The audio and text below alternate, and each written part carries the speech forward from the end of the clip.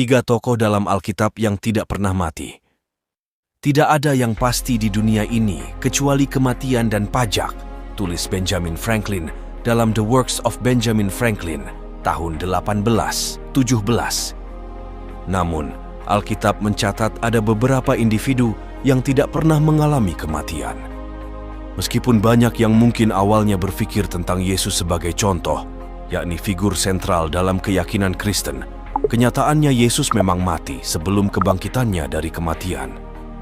Menariknya, Alkitab sebenarnya mencatat tiga individu yang tidak pernah mengalami kematian, dan salah satunya adalah subjek dari salah satu misteri terbesar dalam Alkitab.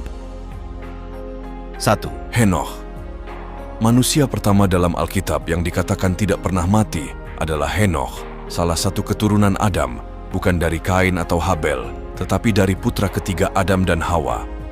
Henokh juga merupakan kakek buyut Nuh dan merupakan leluhur dari tokoh-tokoh penting lainnya dalam Alkitab. Pada era di mana Tuhan belum menetapkan batas usia 120 tahun, seperti yang disebutkan dalam Kejadian 6 ayat 3. Banyak individu yang hidup jauh melampaui 1 abad. Namun Henokh melampaui ekspektasi dan menjadi ayah pada usia 65 tahun dan akhirnya hidup sampai usia 365 tahun. Selama periode yang penuh gejolak sebelum air bah, kebanyakan orang tidak berjalan dengan setia dengan Tuhan. Mereka menempuh jalan mereka sendiri yang bengkok dalam dosa. Namun Henokh berdiri teguh dengan berjalan setia dengan Tuhan dan mengembangkan hubungan yang mendalam dengannya. Dalam Kejadian 5 ayat 22 dan 24, kita membaca bahwa Henokh hidup bergaul dengan Tuhan dan dia tidak ada lagi karena Tuhan mengangkatnya atau mengambilnya. Ayat ini menunjukkan hubungan yang akrab Henokh dengan Tuhan, dan fakta yang luar biasa adalah bahwa Tuhan memilih untuk membawanya ke surga tanpa dia mengalami kematian fisik. Lukas menyebut Henokh dalam daftar leluhur Yesus dalam Lukas 3 ayat 37 yang kembali ke Adam. Ibrani 11 juga menyebut Henokh dalam daftar leluhur Israel kuno yang dipuji karena iman mereka yang besar. Ibrani 11 ayat 5 hingga 6 menyatakan bahwa sebelum Henokh diangkat ke surga, dia dipuji sebagai seseorang yang menyenangkan Tuhan, dan tanpa iman tidak mungkin menyenangkan Tuhan, karena siapapun yang datang kepadanya harus percaya bahwa Allah ada dan bahwa dia memberi upah kepada mereka yang sungguh-sungguh mencari dia. Sepanjang Alkitab, frase Tuhan mengangkat atau mengambilnya berulang kali digunakan ketika merujuk pada Henokh. Kitab Ibrani menjelaskan bahwa frase ini bukan hanya simbolis, itu menunjukkan bahwa Henokh tidak mengalami kematian seperti yang kita kenal. Ibrani 11 ayat 5 menegaskan bahwa karena iman, Henokh diambil dari kehidupan ini sehingga dia tidak mengalami kematian. Dia tidak bisa ditemukan karena Tuhan telah mengambilnya. Henokh juga diberkati dengan karunia nubuat, dia menubuatkan kedatangan Yesus Kristus. Ini digambarkan dalam Yudas 1 ayat 14 hingga 15 yang menyatakan bahwa Tuhan datang dengan ribuan orang kudusnya untuk menghakimi semua orang dan menghukum semua perbuatan fasik yang telah mereka lakukan dalam kefasikan mereka, dan semua kata-kata yang menantang yang diucapkan orang-orang berdosa yang tidak saleh melawannya. Namun warisan Henokh tidak berakhir dengannya. Cicitnya Nuh juga berjalan setia dengan Tuhan. Karena kebenarannya, hanya Nuh dan keluarganya yang diselamatkan selama banjir besar yang dahsyat. Kehidupan Henokh adalah sebuah kesaksian kuat tentang iman, ketaatan, dan kebenaran yang menyenangkan Tuhan sedemikian rupa sehingga dia memilih untuk mengambil Henokh dari dunia ini. 2. Elia.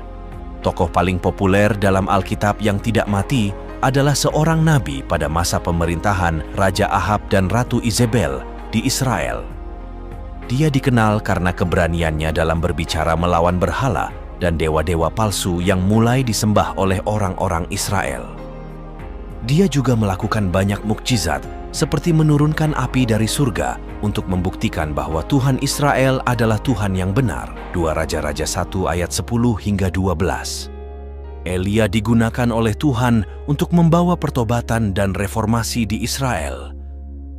Selama masa ini, bangsa Israel menyimpang dari iman nenek moyang mereka, meninggalkan Tuhan untuk menyembah berhala-berhala kafir.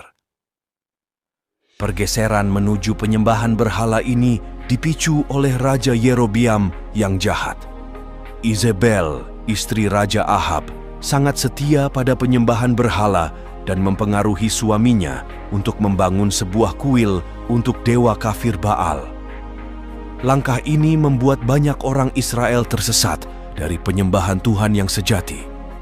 Menyaksikan kemerosotan spiritual bangsanya, Nabi Elia menentang ketidaktaatan Raja Ahab, mendesaknya untuk bertobat dan kembali kepada Tuhan Israel. Namun, Raja tetap keras kepala dan tidak mau mendengarkan nasihat Elia. Sebagai tanggapan, Nabi Elia menubuatkan bahwa akan ada kekeringan parah sebagai hukuman, tanpa hujan atau embun jatuh di tanah sampai dia berdoa untuk mengakhiri kekeringan tersebut. Selama 3,5 tahun langit tetap tertutup, menyebabkan kekeringan dan kelaparan yang meluas di seluruh tanah. Kisah Elia yang tidak mati dan langsung pergi ke surga bahkan lebih jelas dan dramatis daripada Henokh. Elisa, asisten Elia, diberitahu sebelumnya tentang keberangkatan Elia dalam 2 Raja-Raja 2 ayat 3 yang berbunyi, "Pada waktu itu keluarlah rombongan nabi yang ada di Betel mendapatkan Elisa. Lalu berkatalah mereka kepadanya, 'Sudahkah engkau tahu bahwa pada hari ini Tuhanmu akan diambil daripadamu oleh Tuhan terangkat ke sorga?' Pada hari yang dipilih oleh Tuhan, Elia berangkat dari Gilgal ditemani oleh Elisa. Mereka tiba di tepi sungai Yordan diikuti oleh 50 nabi muda dari Yeriko yang berdiri di kejauhan mengamati. Elia mengambil jubahnya, melipatnya seperti tongkat, memukul air, menyebabkan air terbelah. Nabi-nabi tersebut menyeberangi sungai di tanah kering, berjalan bersama Elisa melalui air yang terbelah. Elia bertanya, apakah ada sesuatu yang diinginkan Elisa sebelum Tuhan mengambilnya?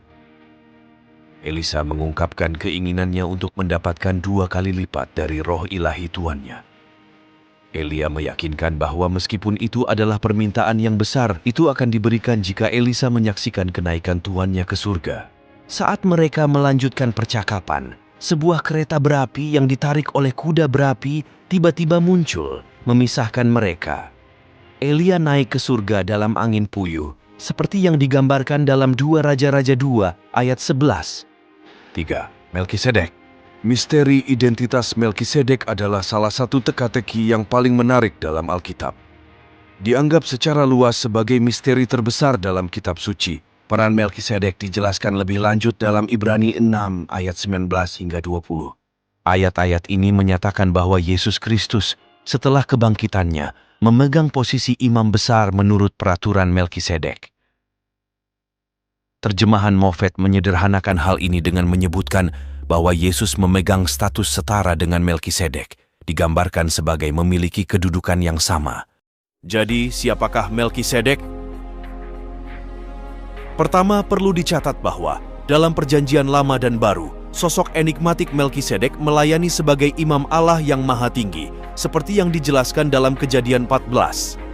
Pada masa itu, terjadi perang antara sejumlah negara kota kuno di Kanaan dan Mesopotamia, dan keponakan Abraham, Lot, beserta keluarganya ditangkap.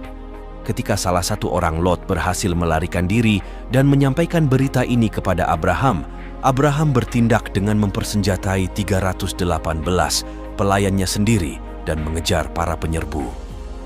Dia melacak mereka dan berhasil menyelamatkan Lot serta keluarganya dengan aman kembali ke kota-kota Kanaan. Setelah Abraham kembali dari misi penyelamatan yang berani ini, seorang tokoh misterius tiba-tiba muncul di tempat kejadian. Itu adalah Melkisedek yang datang untuk melayani Abraham. Berikut adalah catatan dalam Kejadian 14 ayat 18 hingga 20. Melkisedek, Raja Salem, membawa roti dan anggur. Ia seorang imam Allah yang maha tinggi. Lalu ia memberkati Abram, katanya, "Diberkatilah kiranya Abram oleh Allah yang maha tinggi, pencipta langit dan bumi, dan terpujilah Allah yang maha tinggi, yang telah menyerahkan musuhmu ke tanganmu." Lalu Abram memberikan kepadanya 1/10 dari semuanya. Berikut adalah 3 kebenaran tentang Melkisedek. 1. Raja Salem dan Raja Damai. Melkisedek adalah Raja Salem yang diidentifikasi sebagai kota Yerusalem. Kata Salem berasal dari bahasa Ibrani yang berarti damai. Jadi, Melkisedek dikenal sebagai Raja Damai. Gelar ini sangat penting karena dalam tradisi Yahudi dan Kristen, Yerusalem sering dilambangkan sebagai kota yang penuh dengan kedamaian. Kedamaian yang dibawa oleh Melkisedek menggambarkan peran pentingnya sebagai figur yang membawa harmoni dan ketenangan di antara umat. 2. Raja Kebenaran. Nama Melkisedek sendiri berasal dari dua kata Ibrani, melek yang berarti raja dan tzedek yang berarti kebenaran atau keadilan. Jadi, Melkisedek adalah Raja Kebenaran. Ini adalah gelar yang sangat signifikan karena menggambarkan dia sebagai tokoh yang benar-benar adil dan benar dalam tindakannya. Dalam konteks Alkitab, kebenaran adalah atribut yang sangat dihormati, dan Melkisedek sebagai Raja Kebenaran menunjukkan dia memiliki kedudukan moral yang sangat tinggi dan tidak ternoda oleh dosa. 3. Tanpa ayah, ibu, dan silsilah. Salah satu aspek paling misterius dari Melkisedek adalah deskripsi dalam Ibrani 7 ayat 3 yang menyatakan bahwa ia tidak berbapa, tidak beribu, tidak bersilsilah, harinya tidak berawal, dan hidupnya tidak berkesudahan, dan karena ia dijadikan sama dengan anak Allah, ia tetap menjadi imam sampai selama-lamanya. Ini menunjukkan bahwa Melkisedek tidak memiliki asal-usul manusia yang jelas, tidak seperti imam-imam lain yang biasanya memiliki garis keturunan yang jelas. Ini bisa diinterpretasikan bahwa Melkisedek adalah figur yang kekal dan abadi, yang tidak terikat oleh waktu seperti manusia pada umumnya. Hal ini menambah aura misteri dan ketuhanan tentang dirinya. Kebenaran-kebenaran ini menunjukkan bahwa Melkisedek adalah figur yang sangat unik dan penuh misteri dalam Alkitab. Banyak yang percaya bahwa Melkisedek adalah penampakan awal dari Yesus Kristus sendiri, sementara yang lain berpendapat bahwa dia adalah seorang manusia biasa yang memiliki kedudukan istimewa dan peran khusus dalam sejarah keselamatan. Namun, identitas pasti Melkisedek tetap menjadi salah satu misteri terbesar dalam Alkitab, yang terus menarik minat dan spekulasi dari para teolog dan peneliti hingga saat ini. Sekarang, saya ingin mendengar pendapat Anda. Apa yang Anda pikirkan tentang sosok Melkisedek ini? Apakah Anda memiliki teori atau pandangan pribadi mengenai identitas dan perannya dalam Alkitab? Bagikan pemikiran Anda di kolom komentar di bawah ini. Terima kasih, Tuhan memberkati.